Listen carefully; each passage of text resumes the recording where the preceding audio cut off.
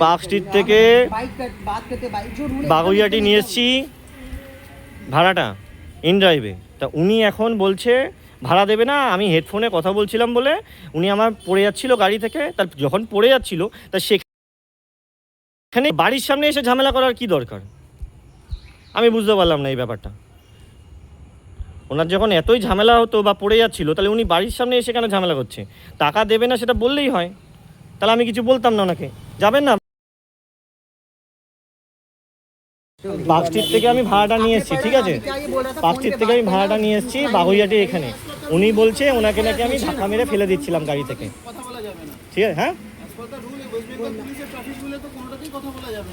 সব সব ব্লুটুথ হেলমেটেও কথা বলা যায় দাদা। আমি তো ওনাকে ফেলে দিইনি, এতটা রাস্তা আসলাম, প্রায় 18 কিলোমিটার 17 কিলোমিটার দাঁড়ান 17-18।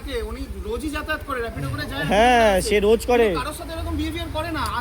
তা আমারও তো কারোর সাথে এরকম বিহেভিয়ার হয়নি যে উনি এটা করছে, আমি কিছুই করিনি ওনার সাথে। আমি ভদ্র মতন নিয়ে চলে এসেছি, আমি নাকি ওনাকে ফেলে দিতাম? আপনি বলুন, এত আসতে আমার অ্যাভারেজটা মাপুন। এখন তো সেন্সারের গাড়ি, আমার তো অ্যাভারেজটা আছেই। এবারে না, টাকা দেয়নি আমাকে, আমার 1 ঘন্টা ধরে দাঁড় করিয়ে রাখছে।